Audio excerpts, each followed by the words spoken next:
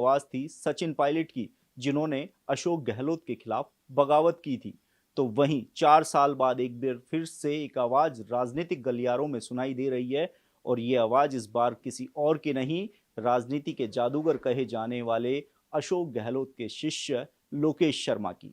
जी हाँ, पूर्व सीएम अशोक गहलोत के ओएसडी लोकेश शर्मा ने राजस्थान की राजनीति में कुछ ऐसे पन्ने खोले हैं जिसकी वजह से इस समय राजस्थान की राजनीति में एक भूचाल आ गया है।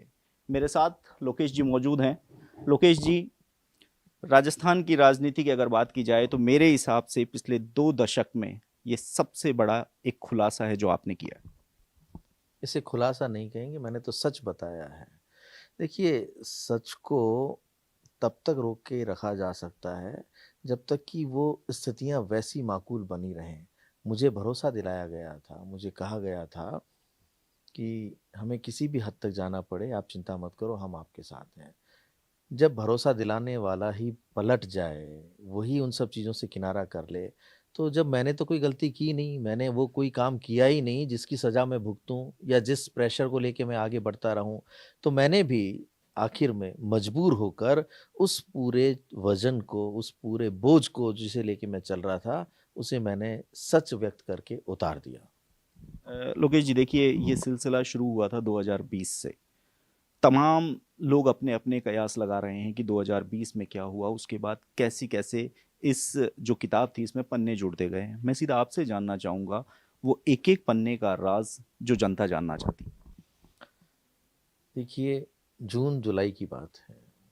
जून में ये एक तरीके से घटनाक्रम शुरुआत हुआ था। हुँ। सचिन पायलट जी अपने कुछ विधायकों को साथ लेकर मानेसर चले गए थे। जो भी हमें जानकारी में आया वो यही आया कि वो ये चाहते थे कि उनकी बात सुनी जाए, उनसे संवाद किया जाए और वो अपनी बात कहने के लिए अपने साथियों को साथ लेकर आला कमान तक अपनी बात पहुँचाने के लिए उन सबको लेकर गए, जो हमारी जानकारी में आया। बाद में जिस तरीके से उसे कहा गया, प्रस्तुत किया गया कि सरकार अल्पमत में आ गई है, सरकार गिरने वाली है।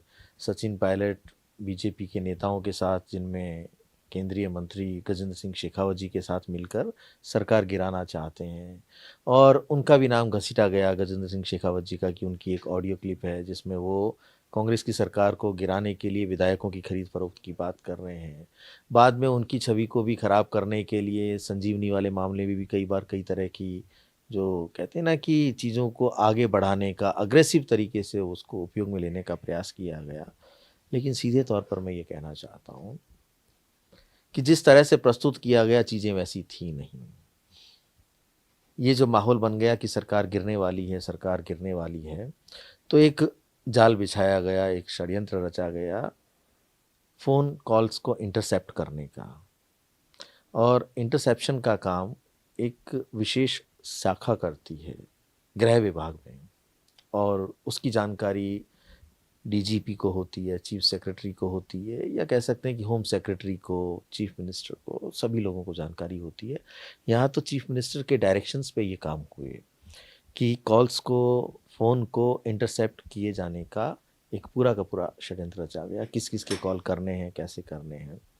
तो वो इंटरसेप्शन जब इन लोगों ने कर लिया और कोई एक तथाकथित एक ऑडियो इन्होंने रिकॉर्ड कर ली, तो 20 जुलाई 16 जुलाई को 16 जुलाई 2020 को वो इंटरसेप्टेड ऑडियो क्लिप मुझे खुद मुख्यमंत्री अशोक गहलोत ने मुख्यमंत्री निवास पर बुलाकर पेन ड्राइव के माध्यम से मुझे दी। पेन ड्राइव हाथ में देके मुझे कहा, उसके साथ एक प्रिंटेड पेपर था कि इस पेन ड्राइव में जो कुछ है वो आप मीडिया को सर्कुलेट कर दो। चूँकि मैं उनका ओएसडी हूँ, ओएसडी था उस वक़्त और ये मेरी ज़िम्मेदारी थी कि मीडिया को क्या पहुँचाना है, कैसे पहुँचाना है, क्या चीज़ें उनको उपलब्ध करानी है। क्योंकि वो क्राइसिस का समय भी सबने देखा था, जब मैं फेयरमाउंट से हर तरह की गतिविधियों को बाहर मीडिया तक पहुँचाता था और ये अपडेट देता था कि कोई दिक्कत की बात नहीं है, यहाँ सब कुछ सुरक्षित है, सरकार गिरने की कोई बात नहीं है, यहाँ सब ठीक चल रहा है। तो उसी भूमिका के तहत जब मुझे वहाँ से अर्जेंट कॉल करके बुलाया, मैं क्योंकि फेयरमाउंट में था, इनके पीएसओ को मेरे पास कॉल आया कि मुख्यमंत्री जी याद कर रहे हैं। मैं वहाँ से गाड़ी लेके यहाँ पहुँचा। 1 डेढ़ घंटे का मुझे समय लगा, उसमें भी 3-4 बार कॉल आ गए कि कहाँ हो, कहाँ हो? तो मैं समझ नहीं पा रहा था कि क्या ऐसी अर्जेंसी आ गई कि मुझे तुरंत बुलाया जा रहा है। ख़ैर मैं पहुँचा, तो पेन ड्राइव हाथ में लेके कहते हैं कि इस पेन ड्राइव में जो कुछ है वो मीडिया को तुरंत सर्कुलेट कर दो। मैंने कहा सर पेन ड्राइव से तो सर्कुलेट नहीं किया जा सकता। तो उन्होंने कहा कि जो भी आपको मेथड आता है, जो तरीका आता है, लेकिन ये इसमें जो भी है उसे तुरंत मीडिया तक पहुँचाओ, ये खबर चलनी चाहिए, बहुत अर्जेंट है। ठीक है, मैं उसे लेके अपने घर आया, पेन ड्राइव से जो उसके अंदर जो फ़ाइल थी उसको मैंने ट्रांसफ़र किया अपने लैपटॉप पे, और लैपटॉप से मैंने लिया मोबाइल डिवाइस पे, और उस मोबाइल डिवाइस के माध्यम से जो मेरा फ़ोन था, उसी से मैंने मेरे मीडिया के यहाँ के तमाम साथियों को व्हाट्सएप के माध्यम से वो ऑडियो क्लिप शेयर कर दी। उसके बाद सभी को पता है कि जैसे ही वो ऑडियो क्लिप आई, एकदम से भूचाल आ गया कि ये तो सरकार गिराने की साजिश है, साजिश है। फिर अगले दिन महेश जोशी जी ने जाके केसेस दर्ज करवाए, चाहे वो राजद्रोह के केस लगे हों किसी पे, या और एसीबी के केसेस थे। तो सब कुछ बैकफुट पे आ गया, और इन्हें लगा कि अब हमारी सरकार सुरक्षित है, क्योंकि हमने पब्लिक डोमेन में ये प्रचारित और प्रसारित कर दिया कि भारतीय जनता पार्टी, गजेंद्र सिंह शेखावत, सचिन पायलट, ये सब मिलजुल के हमारी सरकार गिराना चाहते हैं। तो अब ये सुरक्षित हो गए, सरकार इनकी बच गई। ये अपने-अपने लोगों को लेके इधर रहे, बाद में जैसलमेर जाके रहे, फ्लोर टेस्ट हुआ, वो सारा घटनाक्रम सबको पता है। लेकिन मैंने जो अपनी भूमिका का निर्वहन किया, वो एज़ ए ओएसडी, इनके अधीन काम करने वाले ओएसडी के रूप में जो मुझे निर्देशन दिए गए, वो मेरी ड्यूटी का पार्ट था। मैंने उस ड्यूटी को निभाया। मैं कौन होता हूँ ये पूछूँ कि इसमें क्या है?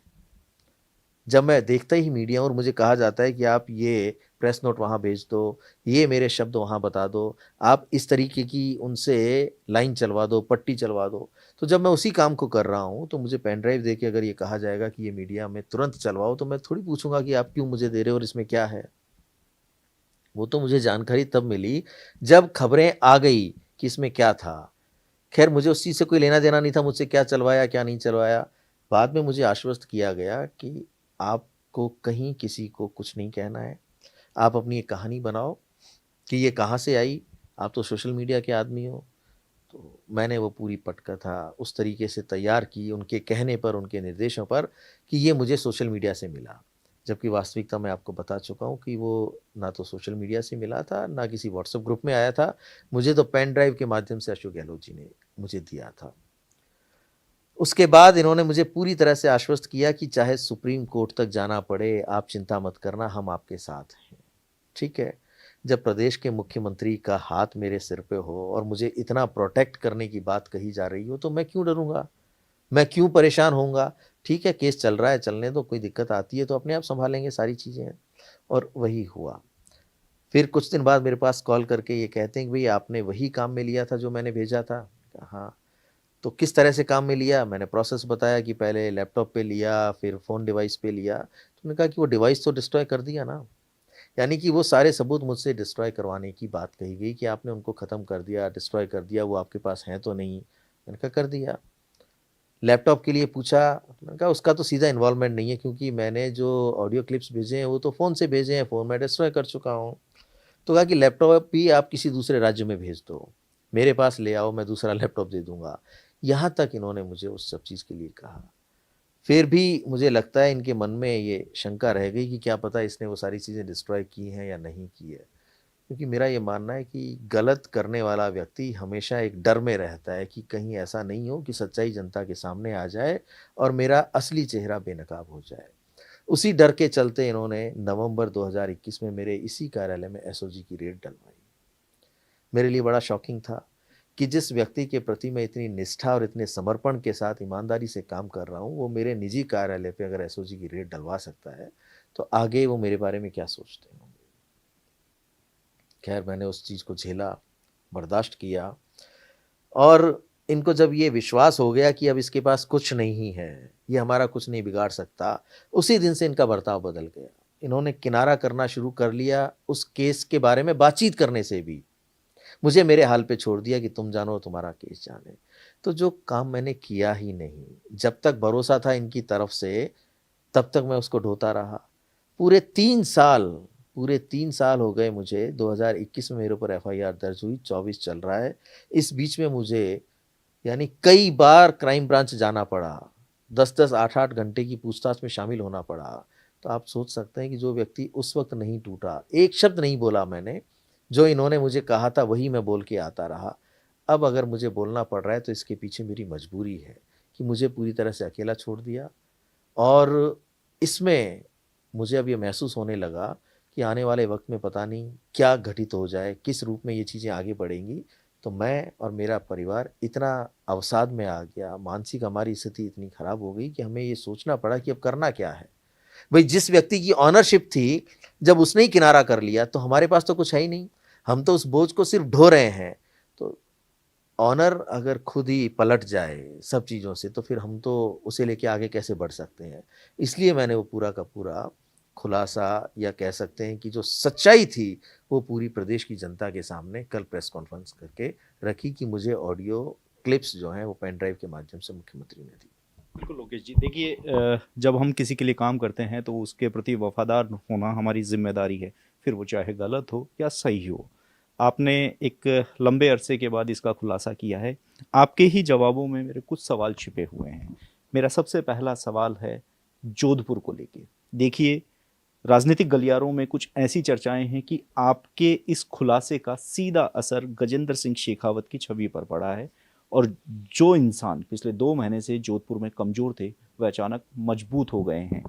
ये वक्त क्या सही था? क्योंकि गजेंद्र सिंह शेखावत कहीं ना कहीं डायरेक्ट इनडायरेक्ट रूप से इस पूरी प्रेस कॉन्फ्रेंस से जुड़े हुए हैं। देखिए, मैं समय को लेकर अभी आपको थोड़ी देर में जवाब दूंगा कि ये समय क्यों ऐसा था। लेकिन जहाँ तक गजेंद्र सिंह जी की बात है तो निश्चित तौर पर उनकी छवि को डैमेज करने का भरपूर प्रयास मुख्यमंत्री, तत्कालीन मुख्यमंत्री अशोक गहलोत की तरफ से किया गया।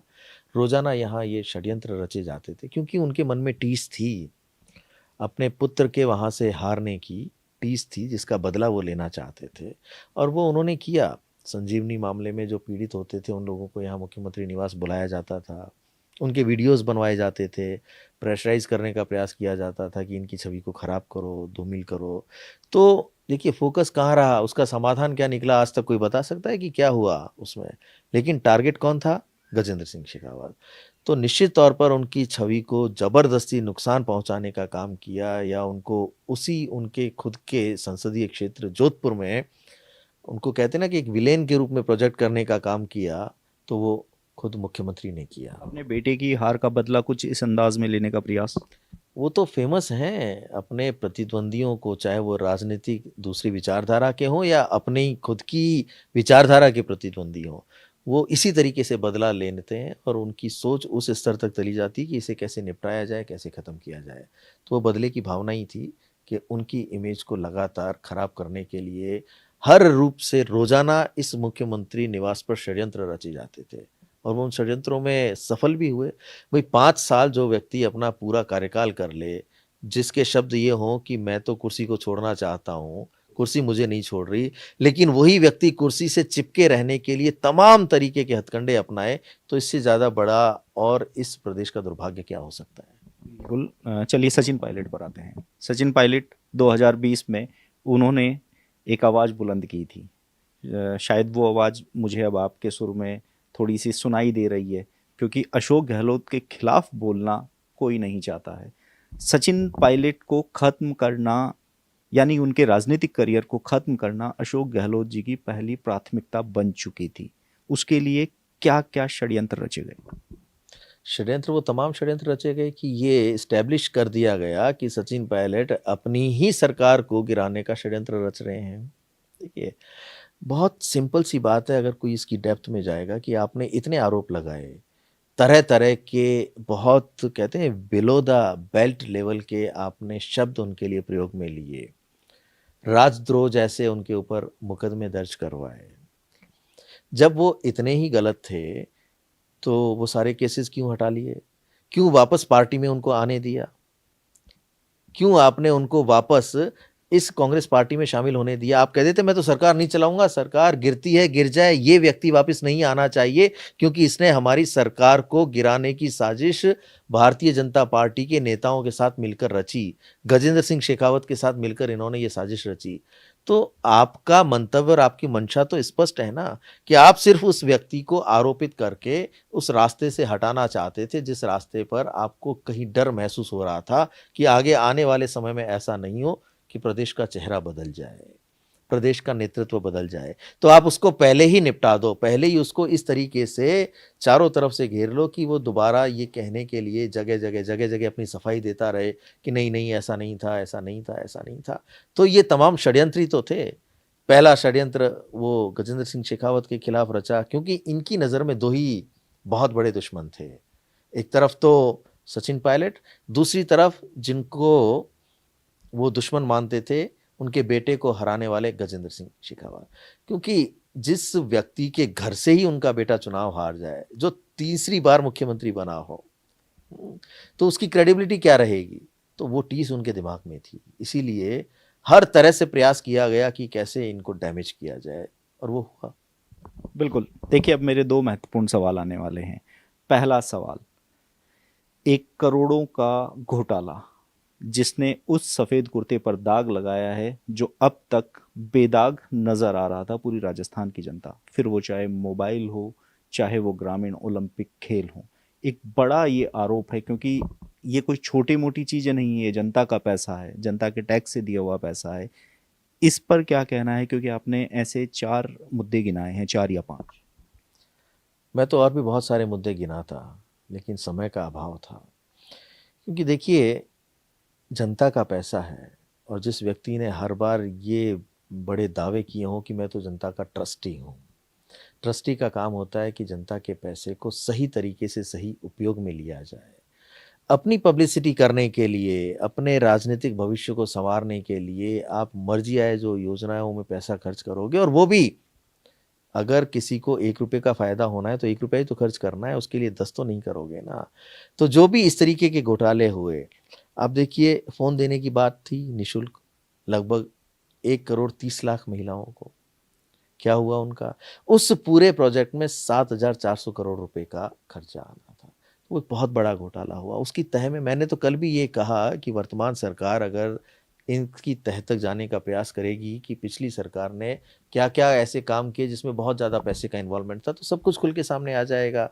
कोरोना जैसा काल जिसमें व्यक्ति के जीवन को बचाने की जद्दोजहद हो, उस समय में भी जो जीवन रक्षक उपकरण थे या दवाइयाँ थी, उनकी खरीद में बड़े घोटाले हुए। कहा जा रहा है कि कई लोगों के तो इतने घर भर गए हैं कि 7 पीढ़ियों तक बैठे बैठे खाएंगे। हाँ, तो भर लिए ना घर लोगों ने घर भर लिए, 7 पीढ़ी नहीं, जितनी भी इस 10 हो 15 हो उन सब पीढ़ियों का इंतज़ाम कर लिया। लेकिन इन सब चीज़ों का खुलासा होना चाहिए। मैंने बात ज़ाहिर की है, 1000 करोड़ रुपए का खान घोटाला, वो सिर्फ़ 1000 करोड़ का नहीं है। वो खानें इतनी सस्ती में अलॉट की गई कि जिसकी कीमत 5 करोड़ थी, किसी को 100 करोड़, 2 करोड़, मतलब वो सारी चीज़ें कोई तह में जाने का प्रयास करेगा तो चाहे वो स्वास्थ्य विभाग में रहा हो घोटाला, शहरी ग्रामीण ओलंपिक खेलों के नाम पे जो पैसा बर्बाद किया गया वो भी तो घोटाला ही है ना। तो जहाँ भी जो जिसका एक उचित मूल्य होना चाहिए, जितना खर्चा उसमें होना चाहिए, अगर उससे कई गुना पैसा खर्च किया गया है तो वो घोटाला ही है ना। किसी की जेब में तो वो गया है। अब उसमें हिस्सेदार कौन-कौन है ये तो समय आने पे पता लग जाएगा। जब आपकी नाक के नीचे हो रहे हैं तो मैं तो ये भी कहूँगा कि आप भी हिस्सेदार हो सब चीज़ों में। तो ये सब तमाम चीज़ें अब जांच का विषय हैं कि वर्तमान सरकार उन सब पहलुओं पे नज़र डाले, जितने घोटाले हुए हैं या मैं जिनकी बात कर रहा हूँ, खुद किरोड़ी लाल मीणा जी बार-बार इन चीज़ों को उठाते रहे, तो उनके पास जितने भी इस तरीके के डॉक्यूमेंट्स हैं, उनको लेके जांच की जानी चाहिए कि हाँ भई, ये चीज़ें हैं जिनके ऊपर हम सत्य में अगर जांच करने का प्रयास करेंगे तो उजागर होंगे ही होंगे। तो निश्चित रूप से आपको मैंने जो बताया है उससे कई गुना ज़्यादा बाहर देखने को मिलेगा। ज़ीरो की गिनती नहीं कर पाएँगे, इतनी गिनतियाँ लगेंगी ज़ीरो में। तो वो घोटाले सबके सामने आने चाहिए। मैं तो स्पष्ट कह रहा हूँ कि प्रदेश की जनता का पैसा था, उसका अगर दुरुपयोग हुआ है तो दोषियों को उसमें सज़ा मिलनी चाहिए। बिल्कुल। देखिए, ये इशू बहुत बड़ा है। युवा बेरोजगार की बात ना करें तो कहीं ना कहीं बेईमानी होगा, क्योंकि 17 पेपर लीक होना, लाखों युवाओं का भविष्य बर्बाद होना, एक आम किसान अपनी ज़मीन को गिरवी रखकर, माँ अपने गहने बेचकर बच्चों को पढ़ने के लिए भेजती है। रीटो उत्सव एक मनाया था, 26 लाख स्टूडेंट उस परीक्षा में शामिल हुए थे। एक बड़ा ऐसा मामला है जिस मामले को सरकार मतलब 7 परतों के नीचे दबा के बैठ गई थी। बिल्कुल सही कहा आपने कि रीट पेपर लीक मामला बहुत बड़ा मामला था। और जब वो पेपर लीक हुआ, यानी एग्ज़ाम सेंटर में पहुंचने से पहले वो बाहर आ गया, सरकार ने तो 1 डेढ़ हफ्ते तक तो माना ही नहीं कि पेपर लीक भी हुआ है। सब साक्षी हैं इस बात के कि सरकार ने इस बात को माना तक नहीं, कहते रहे कोई पेपर लीक नहीं हुआ, कोई पेपर लीक नहीं हुआ। जब विपक्ष का और नौजवानों का दबाव इतना बढ़ गया कि अब उनसे झेला नहीं जा रहा था, तब उन्होंने इस बात को स्वीकार किया कि लेवल 2 का पेपर लीक हुआ है और उसे रद्द कर दिया जाए।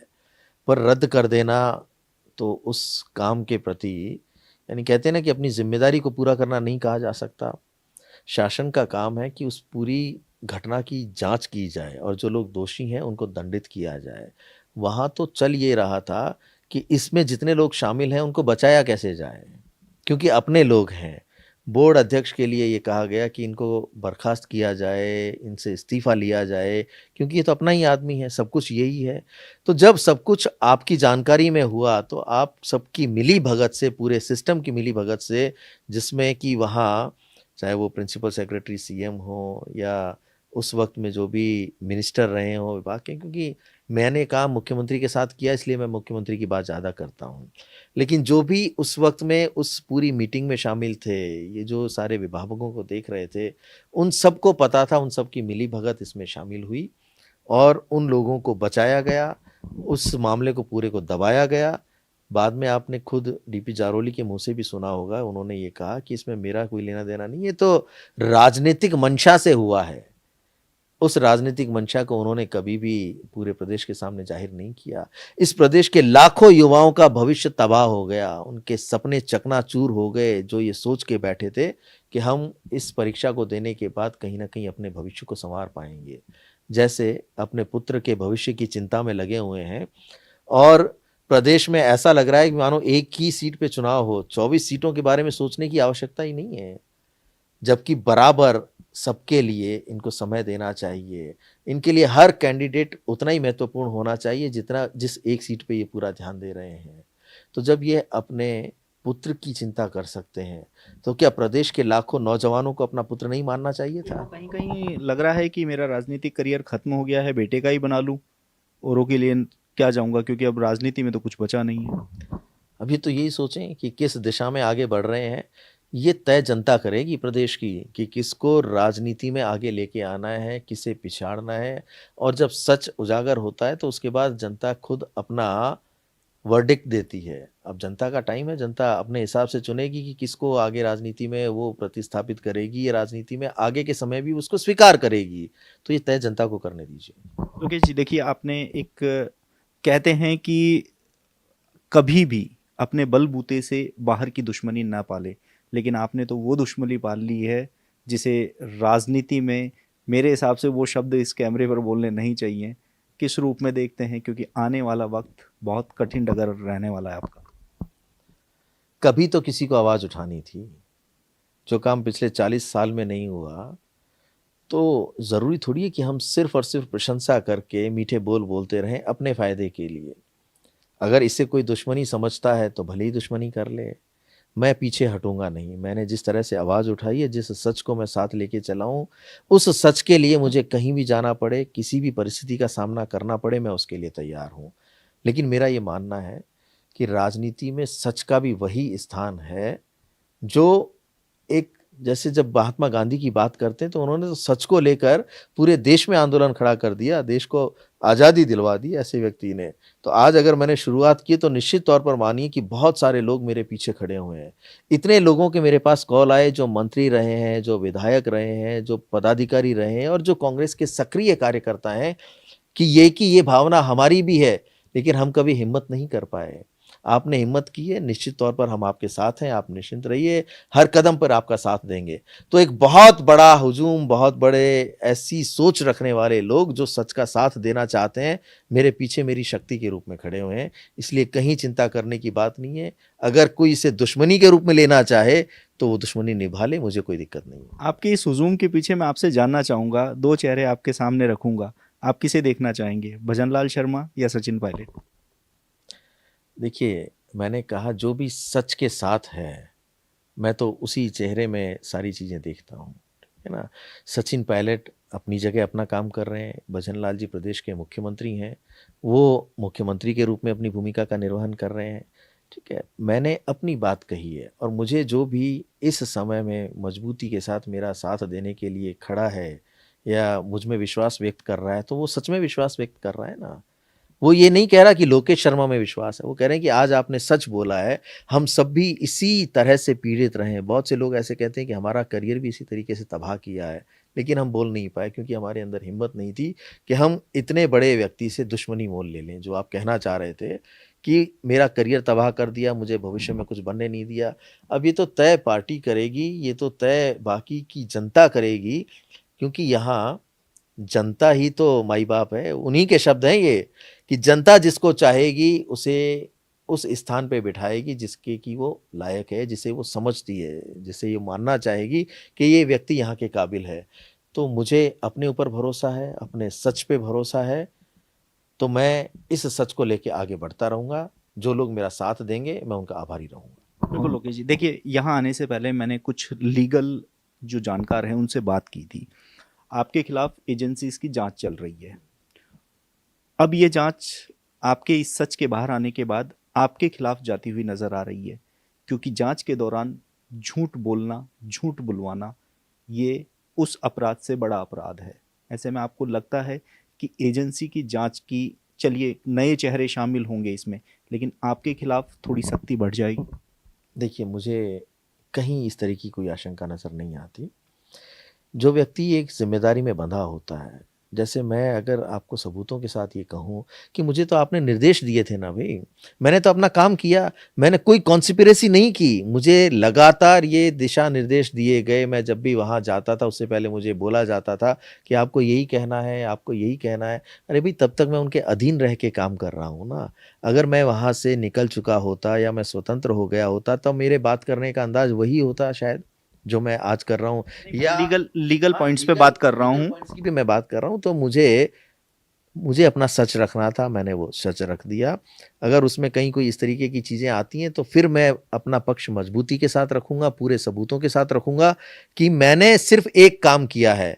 मैंने मुख्यमंत्री अशोक गहलोत के कहने से उन ऑडियो क्लिप्स को अपने फ़ोन के द्वारा आम जनता तक मीडिया के माध्यम से पहुँचाने का काम किया है, और वो मेरी ड्यूटी में शामिल था। जैसे कहते हैं ना कि किसी पद पे आप जाते हो तो उसकी डू की और रेगुलर कहते हैं उन सब चीज़ों की, रूल्स रेगुलेशंस की एक लिस्ट होती है कि आपको ये काम करने हैं।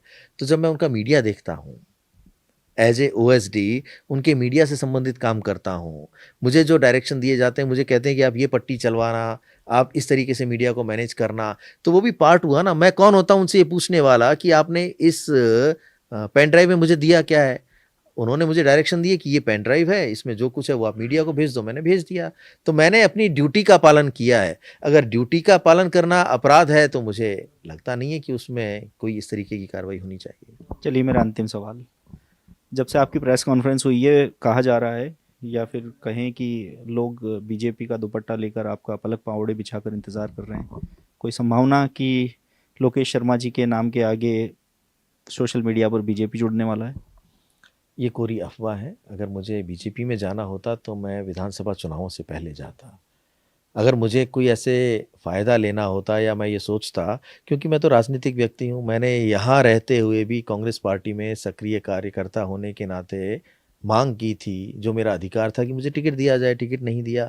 तो अगर मुझे ऐसा ही कुछ करना होता बीजेपी में शामिल होने जैसी बात, तो मैं तब जाके नेगोशिएट करता ना कि देखो मैं ये कर सकता हूँ, मुझे आप टिकट दे दो। तो जब मैं तब नहीं गया, तो आज तो ऐसी कोई बात ही नहीं है। तो इसलिए ये कोरी अफ़वाह है। मैं मिला ज़रूर था, मैंने पहले भी ये स्पष्ट किया कि जो भारतीय जनता पार्टी के लोकसभा चुनाव प्रभारी हैं, विनय सहस्त्रबुद्धे जी, वो मेरे पुराने परिचित हैं। मैं उनसे मिलने गया, मुलाकातें होना तो कोई गलती है नहीं ना किसी की। एक विचारधारा के लोग क्या दूसरे विचारधारा के लोगों से नहीं मिलते हैं? आपस में सार्वजनिक तौर पे भी मिलते हैं तो गले भी मिलते हैं, हाथ भी मिलाते हैं, उनके घर भी आते-जाते हैं। व्यक्तिगत संबंध भी तो कोई चीज़ होते हैं नहीं, ना। पल तब मिला जब भजन लाल जी से आप मिले। मैं उसी पे आ रहा हूँ। तो विनय सहस्त्रबुद्धे जी के से जब मेरी मुलाकात हुई तो उन्हीं के साथ, क्योंकि उनको मिलने जाना था, उन्हीं के साथ मैं भजन लाल जी से भी मिलने चला गया और वहाँ मेरी मुख्यमंत्री जी से मुलाकात हुई। हमारी अलग-अलग विषयों पे चर्चा हुई।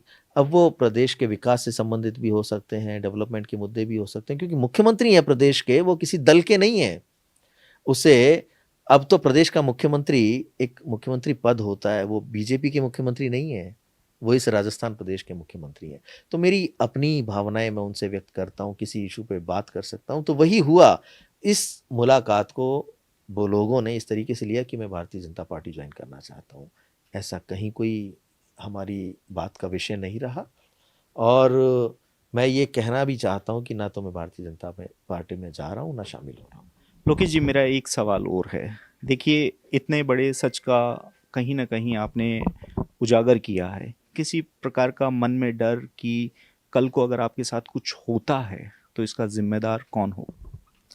सच बोलने वाला व्यक्ति कभी डरता नहीं है, लेकिन हाँ, ये ज़रूर कहना चाहूँगा कि कल से लगातार कई तरह की धमकियाँ, चाहे वो सोशल मीडिया के कमेंट्स में आ रही हों, मुझे कई तरह के फ़ोन्स आ रहे हैं जिनमें ये प्रयास किया जा रहा है कि मुझे कुछ कर देंगे, उठा के ले जाएँगे। मतलब जो भी धमकी जिसे हम कह सकते हैं तरह-तरह की, मार देंगे, ये कर देंगे, आपने कैसे कह दिया किसी के लिए। तो मैं अपनी सुरक्षा को लेकर और अपने परिवार की सुरक्षा को लेकर ज़रूर मुझे चिंता होगी इस बात की, और ये स्पष्ट कर देना चाहता हूँ कि मुझे या मेरे परिवार के किसी भी सदस्य के साथ कोई अनहोनी होती है, कोई घटना घटित होती है, तो इसका सीधे तौर पर ज़िम्मेदार पूर्व मुख्यमंत्री अशोक गहलोत को माना जाएगा। देखिए, ऐसा कुछ खुलासा होता है तो सबसे पहले उस स्टेट की सरकार और वहाँ की एजेंसियाँ उस व्यक्ति से संपर्क करती हैं जो ऐसे खुलासे करता है। आपसे इस तरह का कोई संपर्क किया गया अभी तक, क्योंकि 24 घंटे बीत चुके हैं? नहीं, मुझसे अभी तक किसी ने कोई संपर्क नहीं किया। अगर मुझसे संपर्क करेंगे तो मैं अपनी बात उन तक पहुँचाने का प्रयास करूँगा। बिल्कुल, तो ये थे हमारे साथ लोकेश शर्मा जी। देखिए, आवाज़ उठी है और ये आवाज़ कहाँ तक जाती है, इसकी गूंज कहाँ तक सुनाई देती है। पिछले 4 महीने से लगातार बीजेपी के जो मुखिया हैं, या यूँ कहें प्रदेश के मुखिया भजन लाल शर्मा, लगातार ये कह रहे हैं कि कई बड़े चेहरे रडार पर आएंगे। तो अब लोकेश शर्मा जी ने कुछ ऐसे सबूत पेश किए हैं जिससे ये मोहर लग गई है कि अब ये बड़े चेहरे कोई और नहीं, अशोक गहलोत हैं। ऐसे में अब देखना होगा कि आने वाले समय में जो लोकेश शर्मा जी के द्वारा सबूत रखे गए हैं, वो राजस्थान की राजनीति में और कितना भूचाल लाते हैं। आप देखते रहिए द नगरी न्यूज़। मैं हूं आपके साथ ललित वर्मा। राजस्थान की राजनीति का जादूगर कहे जाने वाले अशोक गहलोत, जिन्होंने भी उनके सामने आवाज उठाई, उस आवाज को दबा दिया गया, या फिर कुछ यूं कहें कि उनका करियर ही तबाह हो गया। लेकिन साल 2020 में हमने एक आवाज सुनी थी, वो आवाज थी सचिन पायलट की, जिन्होंने अशोक गहलोत के खिलाफ बगावत की थी।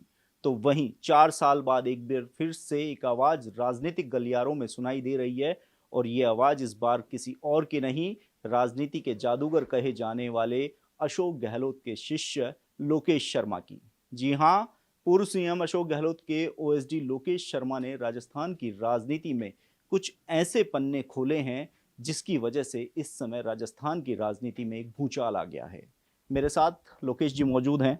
लोकेश जी, राजस्थान की राजनीति की अगर बात की जाए तो मेरे हिसाब से पिछले 2 दशक में ये सबसे बड़ा एक खुलासा है जो आपने किया है। इसे खुलासा नहीं कहेंगे, मैंने तो सच बताया है।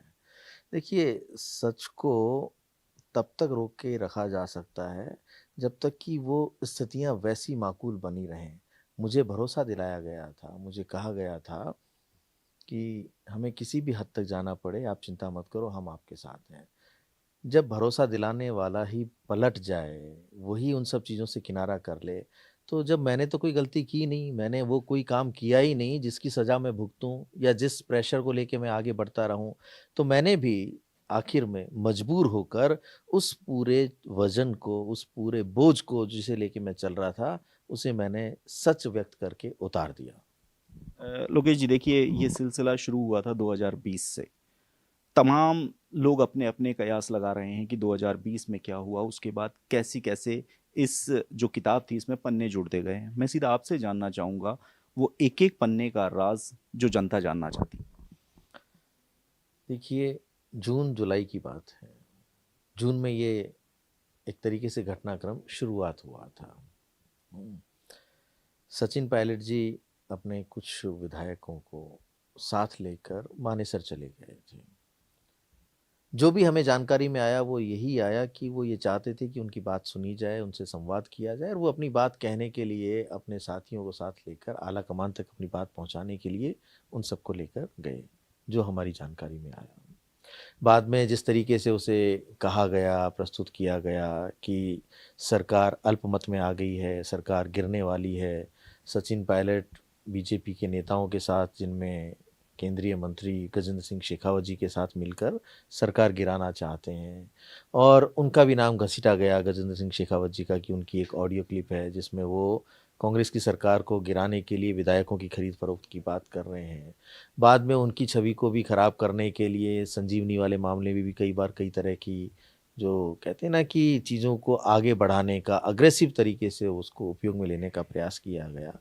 लेकिन सीधे तौर पर मैं ये कहना चाहता हूँ कि जिस तरह से प्रस्तुत किया गया चीज़ें वैसी थी नहीं।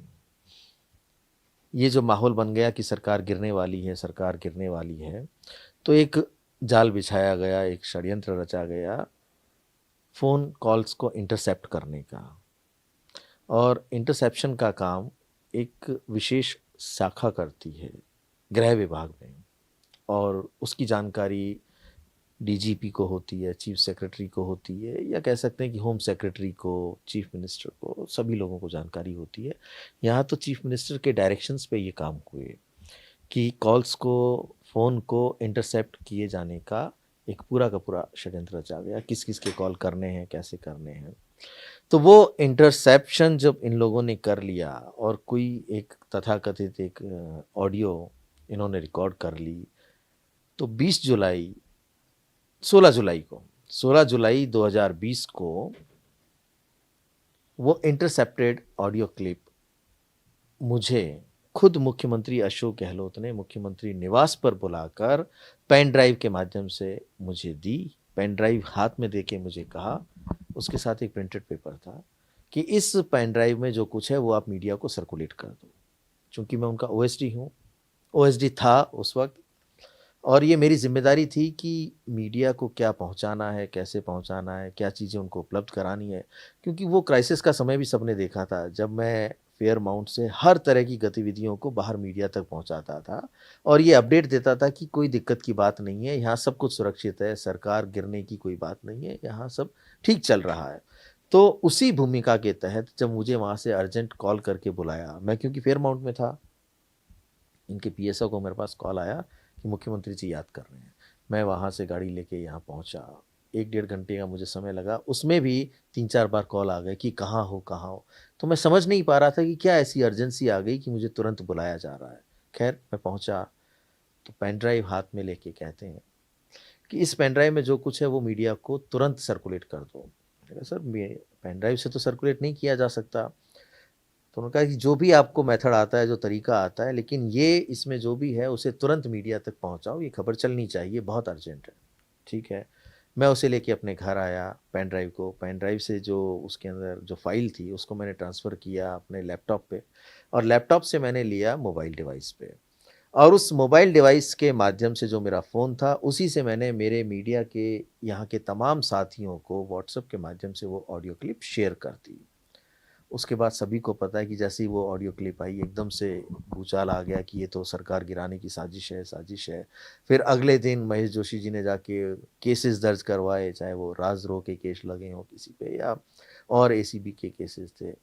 तो सब कुछ बैकफुट पे आ गया, और इन्हें लगा कि अब हमारी सरकार सुरक्षित है, क्योंकि हमने पब्लिक डोमेन में ये प्रचारित और प्रसारित कर दिया कि भारतीय जनता पार्टी, गजेंद्र सिंह शेखावत, सचिन पायलट, ये सब मिलजुल के हमारी सरकार गिराना चाहते हैं। तो अब ये सुरक्षित हो गए, सरकार इनकी बच गई, ये अपने अपने लोगों को लेके इधर रहे, बाद में जैसलमेर जाके रहे, फ्लोर टेस्ट हुआ, वो सारा घटनाक्रम सबको पता है। लेकिन मैंने जो अपनी भूमिका का निर्वहन किया वो एज ए ओएसडी इनके अधीन काम करने वाले ओएसडी के रूप में जो मुझे निर्देशन दिए गए, वो मेरी ड्यूटी का पार्ट था। मैंने उस ड्यूटी को निभाया। मैं कौन होता हूँ ये पूछूं कि इसमें क्या है?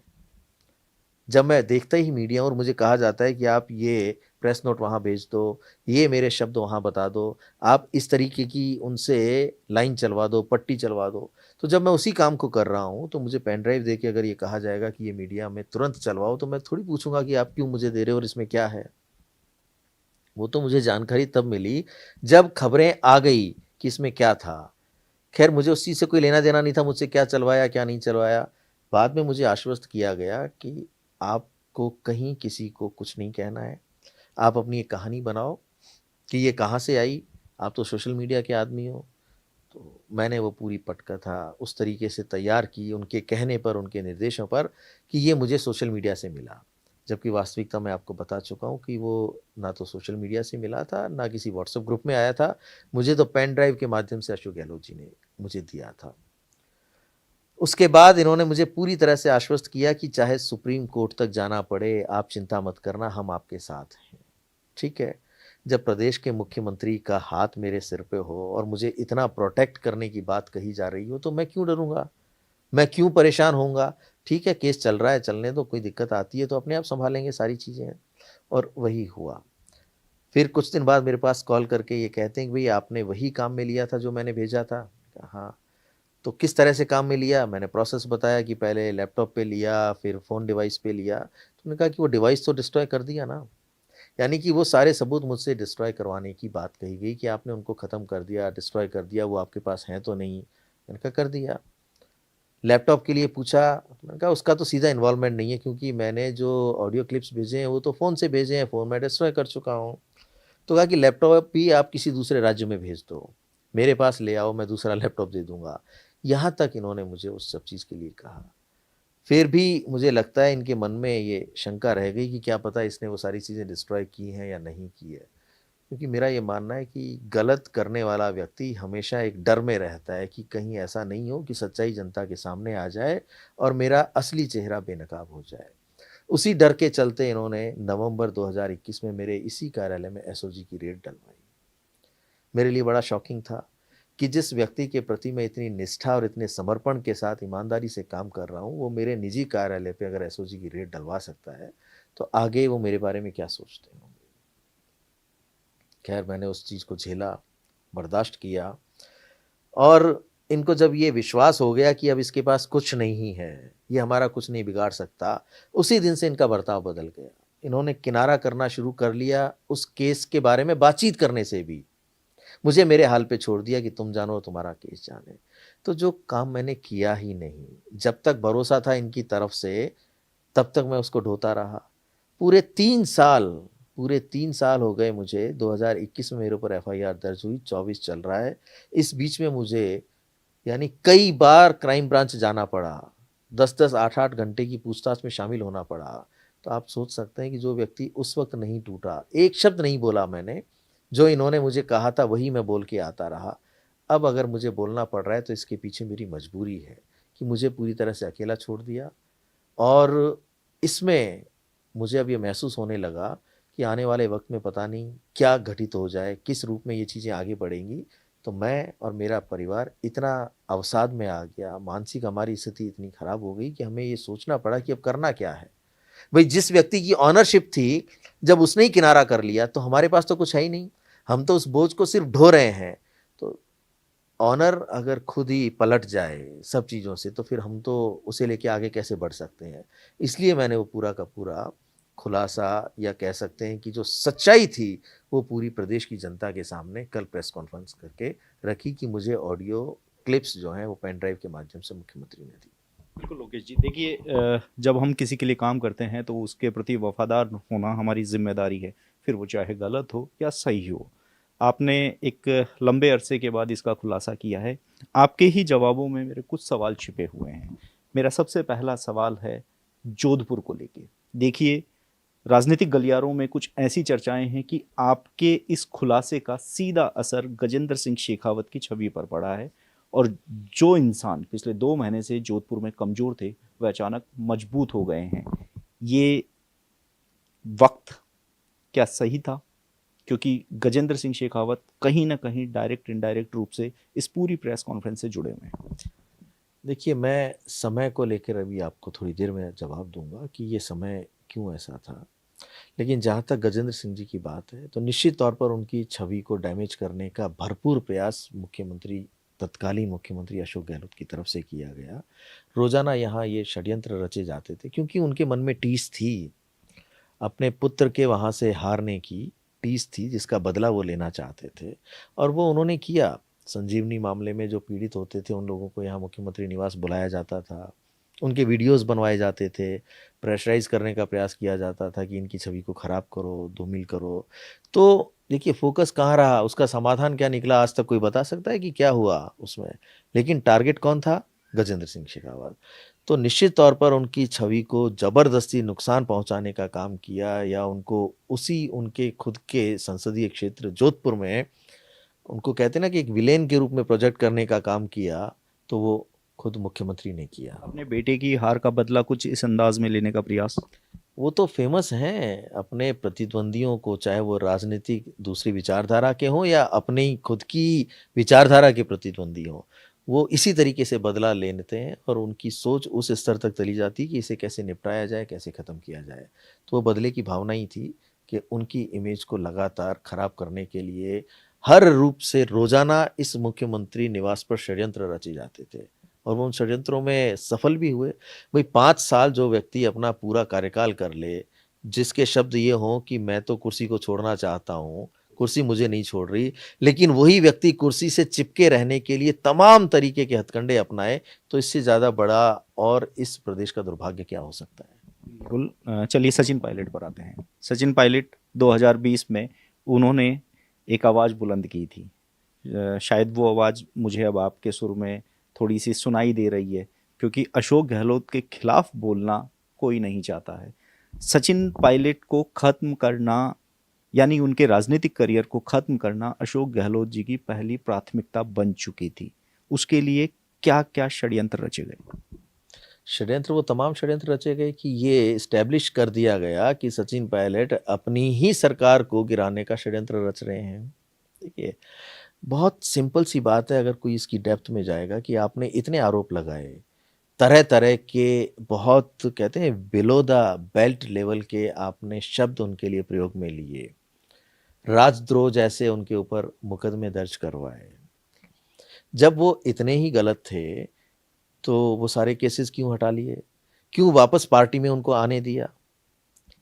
क्यों आपने उनको वापस इस कांग्रेस पार्टी में शामिल होने दिया? आप कहते थे मैं तो सरकार नहीं चलाऊँगा, सरकार गिरती है गिर जाए, ये व्यक्ति वापस नहीं आना चाहिए क्योंकि इसने हमारी सरकार को गिराने की साजिश भारतीय जनता पार्टी के नेताओं के साथ मिलकर रची। गजेंद्र सिंह शेखावत के साथ मिलकर इन्होंने ये साजिश रची। तो आपका मंतव्य और आपकी मंशा तो स्पष्ट है ना कि आप सिर्फ़ उस व्यक्ति को आरोपित करके उस रास्ते से हटाना चाहते थे, जिस रास्ते पर आपको कहीं डर महसूस हो रहा था कि आगे आने वाले समय में ऐसा नहीं हो कि प्रदेश का चेहरा बदल जाए, प्रदेश का नेतृत्व बदल जाए। तो आप उसको पहले ही निपटा दो, पहले ही उसको इस तरीके से चारों तरफ से घेर लो कि वो दोबारा ये कहने के लिए जगह-जगह अपनी सफाई देता रहे कि नहीं, ऐसा नहीं था, ऐसा नहीं था, ऐसा नहीं था। तो ये तमाम षड्यंत्र ही तो थे। पहला षड्यंत्र वो गजेंद्र सिंह शेखावत के खिलाफ रचा क्योंकि इनकी नज़र में 2 ही बहुत बड़े दुश्मन थे। एक तरफ तो सचिन पायलट, दूसरी तरफ जिनको वो दुश्मन मानते थे, उनके बेटे को हराने वाले गजेंद्र सिंह शेखावत। क्योंकि जिस व्यक्ति के घर से ही उनका बेटा चुनाव हार जाए, जो तीसरी बार मुख्यमंत्री बना हो, तो उसकी क्रेडिबिलिटी क्या रहेगी? तो वो टीस उनके दिमाग में थी। इसीलिए हर तरह से प्रयास किया गया कि कैसे इनको डैमेज किया जाए और वो हुआ। बिल्कुल। देखिए, अब मेरे दो महत्वपूर्ण सवाल आने वाले हैं। पहला सवाल, एक करोड़ों का घोटाला जिसने उस सफ़ेद कुर्ते पर दाग लगाया है, जो अब तक बेदाग नज़र आ रहा था पूरी राजस्थान की जनता, फिर वो चाहे मोबाइल हो, चाहे वो ग्रामीण ओलंपिक खेल हो। एक बड़ा ये आरोप है, क्योंकि ये कोई छोटी मोटी चीज़ें नहीं है, जनता का पैसा है, जनता के टैक्स से दिया हुआ पैसा है। इस पर क्या कहना है? क्योंकि आपने ऐसे 4 मुद्दे गिनाए हैं, 4 या 5। मैं तो और भी बहुत सारे मुद्दे गिना था, लेकिन समय का अभाव था। क्योंकि देखिए, जनता का पैसा है, और जिस व्यक्ति ने हर बार ये बड़े दावे किए हों कि मैं तो जनता का ट्रस्टी हूँ। ट्रस्टी का काम होता है कि जनता के पैसे को सही तरीके से सही उपयोग में लिया जाए। अपनी पब्लिसिटी करने के लिए, अपने राजनीतिक भविष्य को सँवारने के लिए आप मर्जी आए जो योजनाओं में पैसा खर्च करोगे, और वो भी अगर किसी को ₹1 का फ़ायदा होना है तो ₹1 ही तो खर्च करना है, उसके लिए 10 तो नहीं करोगे ना। तो जो भी इस तरीके के घोटाले हुए, आप देखिए फ़ोन देने की बात थी निःशुल्क, लगभग 1 करोड़ 30 लाख महिलाओं को। क्या हुआ उनका? उस पूरे प्रोजेक्ट में 7,400 करोड़ रुपए का खर्चा आना था। वो एक बहुत बड़ा घोटाला हुआ। उसकी तह में मैंने तो कल भी ये कहा कि वर्तमान सरकार अगर इनकी तह तक जाने का प्रयास करेगी कि पिछली सरकार ने क्या-क्या ऐसे काम किए जिसमें बहुत ज़्यादा पैसे का इन्वॉल्वमेंट था, तो सब कुछ खुल के सामने आ जाएगा। कोरोना जैसा काल जिसमें व्यक्ति के जीवन को बचाने की जद्दोजहद हो, उस समय में भी जो जीवन रक्षक उपकरण थे या दवाइयाँ थी, उनकी खरीद में बड़े घोटाले हुए। कहा जा रहा है कि कई लोगों के तो इतने घर भर गए हैं कि 7 पीढ़ियों तक बैठे-बैठे खाएँगे। हाँ, तो भर लिए ना घर लोगों ने घर भर लिए, 7 पीढ़ी नहीं, जितनी भी इस 10 हो, 15 हो, उन सब पीढ़ियों का इंतज़ाम कर लिया। लेकिन इन सब चीज़ों का खुलासा होना चाहिए। मैंने बात ज़ाहिर की है, 1000 करोड़ रुपए का खान घोटाला, वो सिर्फ़ 1000 करोड़ का नहीं है। वो खानें इतनी सस्ती में अलॉट की गई कि जिसकी कीमत 5 करोड़ थी, किसी को 100 करोड़, 2 करोड़, मतलब वो सारी चीज़ें कोई तह में जाने का प्रयास करेगा, तो चाहे वो स्वास्थ्य विभाग में रहा हो घोटाला, शहरी ग्रामीण ओलंपिक खेलों के नाम पे जो पैसा बर्बाद किया गया, वो भी तो घोटाला ही है ना। तो जहाँ भी जो जिसका एक उचित मूल्य होना चाहिए, जितना खर्चा उसमें होना चाहिए, अगर उससे कई गुना पैसा खर्च किया गया है, तो वो घोटाला ही है ना। किसी की जेब में तो वो गया है। अब उसमें हिस्सेदार कौन-कौन है, ये तो समय आने पे पता लग जाएगा। जब आपकी नाक के नीचे हो रहे हैं, तो मैं तो ये भी कहूँगा कि आप भी हिस्सेदार हो सब चीज़ों में।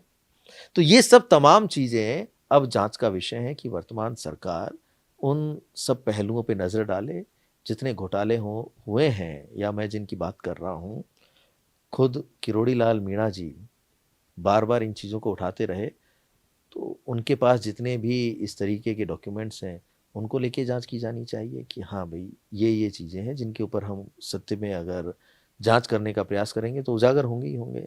तो निश्चित रूप से आपको मैंने जो बताया है उससे कई गुना ज़्यादा बाहर देखने को मिलेगा। ज़ीरो की गिनती नहीं कर पाएँगे, इतनी गिनतियाँ लगेंगी ज़ीरो में। तो वो घोटाले सबके सामने आने चाहिए। मैं तो स्पष्ट कह रहा हूँ कि प्रदेश की जनता का पैसा था, उसका अगर दुरुपयोग हुआ है, तो दोषियों को उसमें सज़ा मिलनी चाहिए। बिल्कुल, देखिए ये इशू बहुत बड़ा है। युवा बेरोजगार की बात ना करें तो कहीं न कहीं बेईमानी होगा, क्योंकि 17 पेपर लीक होना, लाखों युवाओं का भविष्य बर्बाद होना, एक आम किसान अपनी ज़मीन को गिरवी रखकर, माँ अपने गहने बेचकर बच्चों को पढ़ने के लिए भेजती है। रीटो उत्सव एक मनाया था, 26 लाख स्टूडेंट उस परीक्षा में शामिल हुए थे। एक बड़ा ऐसा मामला है जिस मामले को सरकार मतलब 7 परतों के नीचे दबा के बैठ गई थी। बिल्कुल सही कहा आपने कि रीट पेपर लीक मामला बहुत बड़ा मामला था, और जब वो पेपर लीक हुआ, यानी एग्ज़ाम सेंटर में पहुंचने से पहले वो बाहर आ गया, सरकार ने तो 1 डेढ़ हफ्ते तक तो माना ही नहीं कि पेपर लीक भी हुआ है। सब साक्षी हैं इस बात के कि सरकार ने इस बात को माना तक नहीं, कहते रहे कोई पेपर लीक नहीं हुआ, कोई पेपर लीक नहीं हुआ। जब विपक्ष का और नौजवानों का दबाव इतना बढ़ गया कि अब उनसे झेला नहीं जा रहा था, तब उन्होंने इस बात को स्वीकार किया कि लेवल 2 का पेपर लीक हुआ है और उसे रद्द कर दिया जाए। पर रद्द कर देना तो उस काम के प्रति, यानी कहते हैं ना कि अपनी ज़िम्मेदारी को पूरा करना नहीं कहा जा सकता। शासन का काम है कि उस पूरी घटना की जाँच की जाए और जो लोग दोषी हैं उनको दंडित किया जाए। वहाँ तो चल ये रहा था कि इसमें जितने लोग शामिल हैं उनको बचाया कैसे जाए? क्योंकि अपने लोग हैं। बोर्ड अध्यक्ष के लिए ये कहा गया कि इनको बर्खास्त किया जाए, इनसे इस्तीफ़ा लिया जाए, क्योंकि ये तो अपना ही आदमी है, सब कुछ यही है। तो जब सब कुछ आपकी जानकारी में हुआ, तो आप सबकी मिली-भगत से, पूरे सिस्टम की मिली-भगत से, जिसमें कि वहाँ चाहे वो प्रिंसिपल सेक्रेटरी सीएम हो या उस वक़्त में जो भी मिनिस्टर रहे हों विभाग के, क्योंकि मैंने काम मुख्यमंत्री के साथ किया इसलिए मैं मुख्यमंत्री की बात ज़्यादा करता हूँ। लेकिन जो भी उस वक़्त में उस पूरी मीटिंग में शामिल थे, ये जो सारे विभागों को देख रहे थे, उन सबको पता था, उन सब की मिली-भगत इसमें शामिल हुई और उन लोगों को बचाया गया। उस मामले को पूरे को दबाया गया। बाद में आपने खुद डीपी जारोली के मुंह से भी सुना होगा, उन्होंने ये कहा कि इसमें मेरा कोई लेना देना नहीं, ये तो राजनीतिक मंशा से हुआ है। उस राजनीतिक मंशा को उन्होंने कभी भी पूरे प्रदेश के सामने जाहिर नहीं किया। इस प्रदेश के लाखों युवाओं का भविष्य तबाह हो गया, उनके सपने चकनाचूर हो गए, जो ये सोच के बैठे थे कि हम इस परीक्षा को देने के बाद कहीं ना कहीं अपने भविष्य को संवार पाएंगे। जैसे अपने पुत्र के भविष्य की चिंता में लगे हुए हैं, और प्रदेश में ऐसा लग रहा है कि मानो एक ही सीट पे चुनाव हो, 24 सीटों के बारे में सोचने की आवश्यकता ही नहीं है, जबकि बराबर सबके लिए इनको समय देना चाहिए। इनके लिए हर कैंडिडेट उतना ही महत्वपूर्ण होना चाहिए जितना जिस एक सीट पे ये पूरा ध्यान दे रहे हैं। तो जब ये अपने पुत्र की चिंता कर सकते हैं, तो क्या प्रदेश के लाखों नौजवानों को अपना पुत्र नहीं मानना चाहिए था? कहीं कहीं लग रहा है कि मेरा राजनीतिक करियर खत्म हो गया है, बेटे का ही बना लूं, औरों के लिए क्या जाऊंगा, क्योंकि अब राजनीति में तो कुछ बचा नहीं है। अभी तो यही सोचें कि किस दिशा में आगे बढ़ रहे हैं। ये तय जनता करेगी प्रदेश की कि किसको राजनीति में आगे लेके आना है, किसे पिछाड़ना है। और जब सच उजागर होता है तो उसके बाद जनता खुद अपना वर्डिक्ट देती है। अब जनता का टाइम है, जनता अपने हिसाब से चुनेगी कि किसको आगे राजनीति में वो प्रतिस्थापित करेगी, या राजनीति में आगे के समय भी उसको स्वीकार करेगी। तो ये तय जनता को करने दीजिए। लोकेश जी, देखिए, आपने एक कहते हैं कि कभी भी अपने बलबूते से बाहर की दुश्मनी ना पाले, लेकिन आपने तो वो दुश्मनी पाल ली है जिसे राजनीति में, मेरे हिसाब से वो शब्द इस कैमरे पर बोलने नहीं चाहिए। किस रूप में देखते हैं, क्योंकि आने वाला वक्त बहुत कठिन डगर रहने वाला है आपका। कभी तो किसी को आवाज उठानी थी। जो काम पिछले 40 साल में नहीं हुआ, तो जरूरी थोड़ी है कि हम सिर्फ और सिर्फ प्रशंसा करके मीठे बोल बोलते रहें अपने फायदे के लिए। अगर इससे कोई दुश्मनी समझता है तो भले ही दुश्मनी कर ले, मैं पीछे हटूंगा नहीं। मैंने जिस तरह से आवाज उठाई है, जिस सच को मैं साथ लेके चला हूं, उस सच के लिए मुझे कहीं भी जाना पड़े, किसी भी परिस्थिति का सामना करना पड़े, मैं उसके लिए तैयार हूं। लेकिन मेरा ये मानना है कि राजनीति में सच का भी वही स्थान है जो एक, जैसे जब महात्मा गांधी की बात करते हैं तो उन्होंने तो सच को लेकर पूरे देश में आंदोलन खड़ा कर दिया, देश को आज़ादी दिलवा दी ऐसे व्यक्ति ने। तो आज अगर मैंने शुरुआत की तो निश्चित तौर पर मानिए कि बहुत सारे लोग मेरे पीछे खड़े हुए हैं। इतने लोगों के मेरे पास कॉल आए, जो मंत्री रहे हैं, जो विधायक रहे हैं, जो पदाधिकारी रहे हैं, और जो कांग्रेस के सक्रिय कार्यकर्ता हैं, कि ये भावना हमारी भी है, लेकिन हम कभी हिम्मत नहीं कर पाए। आपने हिम्मत की है, निश्चित तौर पर हम आपके साथ हैं, आप निश्चिंत रहिए, हर कदम पर आपका साथ देंगे। तो एक बहुत बड़ा हुजूम, बहुत बड़े ऐसी सोच रखने वाले लोग जो सच का साथ देना चाहते हैं, मेरे पीछे मेरी शक्ति के रूप में खड़े हुए हैं। इसलिए कहीं चिंता करने की बात नहीं है। अगर कोई इसे दुश्मनी के रूप में लेना चाहे तो वो दुश्मनी निभा ले, मुझे कोई दिक्कत नहीं है। आपके इस हुजूम के पीछे मैं आपसे जानना चाहूंगा, दो चेहरे आपके सामने रखूंगा, आप किसे देखना चाहेंगे, भजनलाल शर्मा या सचिन पायलट? देखिए, मैंने कहा जो भी सच के साथ है, मैं तो उसी चेहरे में सारी चीज़ें देखता हूँ, ठीक है ना? सचिन पायलट अपनी जगह अपना काम कर रहे हैं, भजनलाल जी प्रदेश के मुख्यमंत्री हैं, वो मुख्यमंत्री के रूप में अपनी भूमिका का निर्वहन कर रहे हैं, ठीक है? मैंने अपनी बात कही है, और मुझे जो भी इस समय में मजबूती के साथ मेरा साथ देने के लिए खड़ा है या मुझ में विश्वास व्यक्त कर रहा है, तो वो सच में विश्वास व्यक्त कर रहा है ना।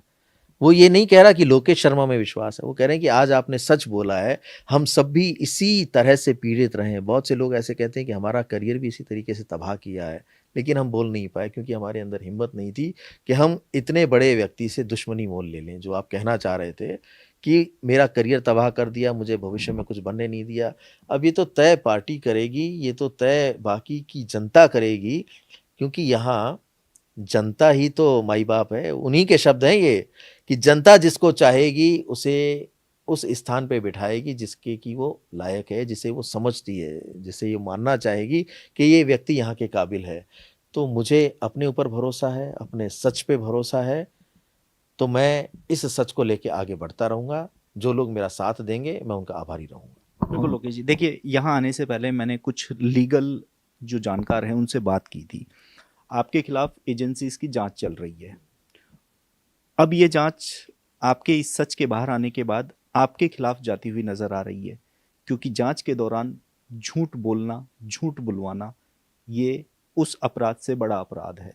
ऐसे में आपको लगता है आपकी एजेंसी की दिए गए। मैं जब भी वहाँ जाता था उससे पहले मुझे बोला जाता था कि आपको यही कहना है, आपको यही कहना है। अरे भाई, तब तक मैं उनके अधीन रह के काम कर रहा हूँ ना। अगर मैं वहाँ से निकल चुका होता या मैं स्वतंत्र हो गया होता तब मेरे बात करने का अंदाज वही होता शायद जो मैं आज कर रहा हूँ। या लीगल लीगल हाँ, पॉइंट्स पे बात कर रहा लीगल हूँ। पॉइंट्स की भी मैं बात कर रहा हूँ। तो मुझे अपना सच रखना था, मैंने वो सच रख दिया। अगर उसमें कहीं कोई इस तरीके की चीज़ें आती हैं तो फिर मैं अपना पक्ष मजबूती के साथ रखूँगा, पूरे सबूतों के साथ रखूँगा कि मैंने सिर्फ़ एक काम किया है। मैंने मुख्यमंत्री अशोक गहलोत के कहने से उन ऑडियो क्लिप्स को अपने फ़ोन के द्वारा आम जनता तक मीडिया के माध्यम से पहुँचाने का काम किया है और वो मेरी ड्यूटी में शामिल था। जैसे कहते हैं ना कि किसी पद पे आप जाते हो तो उसकी डू की और रेगुलर कहते हैं उन सब चीज़ों की रूल्स रेगुलेशंस की एक लिस्ट होती है कि आपको ये काम करने हैं। तो जब मैं उनका मीडिया देखता हूँ एज ए ओएसडी, उनके मीडिया से संबंधित काम करता हूँ। मुझे जो डायरेक्शन दिए जाते हैं, मुझे कहते हैं कि आप ये पट्टी चलवाना, आप इस तरीके से मीडिया को मैनेज करना, तो वो भी पार्ट हुआ ना। मैं कौन होता हूँ उनसे ये पूछने वाला कि आपने इस पेन ड्राइव में मुझे दिया क्या है। उन्होंने मुझे डायरेक्शन दिए कि ये पेन ड्राइव है, इसमें जो कुछ है वो आप मीडिया को भेज दो। मैंने भेज दिया। तो मैंने अपनी ड्यूटी का पालन किया है। अगर ड्यूटी का पालन करना अपराध है तो मुझे लगता नहीं है कि उसमें कोई इस तरीके की कार्रवाई होनी चाहिए। चलिए, मेरा अंतिम सवाल, जब से आपकी प्रेस कॉन्फ्रेंस हुई है, कहा जा रहा है या फिर कहें कि लोग बीजेपी का दुपट्टा लेकर आपका पलक पावड़े बिछाकर इंतज़ार कर रहे हैं, कोई संभावना कि लोकेश शर्मा जी के नाम के आगे सोशल मीडिया पर बीजेपी जुड़ने वाला है? ये कोरी अफवाह है। अगर मुझे बीजेपी में जाना होता तो मैं विधानसभा चुनावों से पहले जाता। अगर मुझे कोई ऐसे फ़ायदा लेना होता या मैं ये सोचता, क्योंकि मैं तो राजनीतिक व्यक्ति हूँ, मैंने यहाँ रहते हुए भी कांग्रेस पार्टी में सक्रिय कार्यकर्ता होने के नाते मांग की थी, जो मेरा अधिकार था कि मुझे टिकट दिया जाए, टिकट नहीं दिया। तो अगर मुझे ऐसा ही कुछ करना होता बीजेपी में शामिल होने जैसी बात, तो मैं तब जाके नेगोशिएट करता ना कि देखो मैं ये कर सकता हूँ, मुझे आप टिकट दे दो। तो जब मैं तब नहीं गया, तो आज तो ऐसी कोई बात ही नहीं है। तो इसलिए ये कोरी अफ़वाह है। मैं मिला ज़रूर था। मैंने पहले भी ये स्पष्ट किया कि जो भारतीय जनता पार्टी के लोकसभा चुनाव प्रभारी हैं, विनय सहस्त्रबुद्धे जी, वो मेरे पुराने परिचित हैं। मैं उनसे मिलने गया। मुलाकातें होना तो कोई गलती है नहीं ना किसी की। एक विचारधारा के लोग क्या दूसरे विचारधारा के लोगों से नहीं मिलते हैं? आपस में सार्वजनिक तौर पे भी मिलते हैं, तो गले भी मिलते हैं, हाथ भी मिलाते हैं, उनके घर भी आते-जाते हैं। व्यक्तिगत संबंध भी तो कोई चीज़ होते हैं ना। पल तब मिला जब भजन लाल जी से आप मिले। मैं उसी पे आ रहा हूँ। तो विनय सहस्त्रबुद्धे जी के से जब मेरी मुलाकात हुई तो उन्हीं के साथ, क्योंकि उनको मिलने जाना था, उन्हीं के साथ मैं भजन लाल जी से भी मिलने चला गया और वहाँ मेरी मुख्यमंत्री जी से मुलाकात हुई। हमारी अलग-अलग विषयों पे चर्चा हुई। अब वो प्रदेश के विकास से संबंधित भी हो सकते हैं, डेवलपमेंट के मुद्दे भी हो सकते हैं, क्योंकि मुख्यमंत्री हैं प्रदेश के, वो किसी दल के नहीं हैं। उसे अब तो प्रदेश का मुख्यमंत्री, एक मुख्यमंत्री पद होता है, वो बीजेपी के मुख्यमंत्री नहीं है। वो इस राजस्थान प्रदेश के मुख्यमंत्री हैं। तो मेरी अपनी भावनाएँ मैं उनसे व्यक्त करता हूँ, किसी इश्यू पे बात कर सकता हूँ, तो वही हुआ। इस मुलाकात को वो लोगों ने इस तरीके से लिया कि मैं भारतीय जनता पार्टी जॉइन करना चाहता हूँ। ऐसा कहीं कोई हमारी बात का विषय नहीं रहा और मैं ये कहना भी चाहता हूँ कि ना तो मैं भारतीय जनता में पार्टी में जा रहा हूँ, ना शामिल हो रहा हूँ। लोकेश जी, मेरा एक सवाल और है। देखिए, इतने बड़े सच का कहीं न कहीं आपने उजागर किया है। किसी प्रकार का मन में डर कि कल को अगर आपके साथ कुछ होता है, तो इसका ज़िम्मेदार कौन होगा? सच बोलने वाला व्यक्ति कभी डरता नहीं है, लेकिन हाँ, ये ज़रूर कहना चाहूँगा कि कल से लगातार कई तरह की धमकियाँ, चाहे वो सोशल मीडिया के कमेंट्स में आ रही हों, मुझे कई तरह के फ़ोन्स आ रहे हैं जिनमें ये प्रयास किया जा रहा है कि मुझे कुछ कर देंगे, उठा के ले जाएँगे। मतलब जो भी धमकी जिसे हम कह सकते हैं तरह-तरह की कि मार देंगे, ये कर देंगे, आपने कैसे कह दिया किसी के लिए। तो मैं अपनी सुरक्षा को लेकर और अपने परिवार की सुरक्षा को लेकर ज़रूर मुझे चिंता होगी इस बात की। और ये स्पष्ट कर देना चाहता हूँ कि मुझे या मेरे परिवार के किसी भी सदस्य के साथ कोई अनहोनी होती है, कोई घटना घटित होती है, तो इसका सीधे तौर पर ज़िम्मेदार पूर्व मुख्यमंत्री अशोक गहलोत को माना जाएगा। देखिए, ऐसा कुछ खुलासा होता है तो सबसे पहले उस स्टेट की सरकार और वहाँ की एजेंसियाँ उस व्यक्ति से संपर्क करती हैं जो ऐसे खुलासे करता है। आपसे इस तरह का कोई संपर्क किया गया अभी तक, क्योंकि 24 घंटे बीत चुके हैं? नहीं, मुझसे अभी तक किसी ने कोई संपर्क नहीं किया। अगर मुझसे संपर्क करेंगे तो मैं अपनी बात उन तक पहुँचाने का प्रयास करूँगा। बिल्कुल। तो ये थे हमारे साथ लोकेश शर्मा जी। देखिए, आवाज़ उठी है और ये आवाज़ कहाँ तक जाती है, इसकी गूंज कहाँ तक सुनाई देती है। पिछले 4 महीने से लगातार बीजेपी के जो मुखिया हैं या यूं कहें प्रदेश के मुखिया भजन लाल शर्मा लगातार ये कह रहे हैं कि कई बड़े चेहरे रडार पर आएंगे। तो अब लोकेश शर्मा जी ने कुछ ऐसे सबूत पेश किए हैं जिससे ये मोहर लग गई है कि अब ये बड़े चेहरे कोई और नहीं अशोक गहलोत हैं। ऐसे में अब देखना होगा कि आने वाले समय में जो लोकेश शर्मा जी के द्वारा सबूत रखे गए हैं वो राजस्थान की राजनीति में और कितना भूचाल लाते हैं।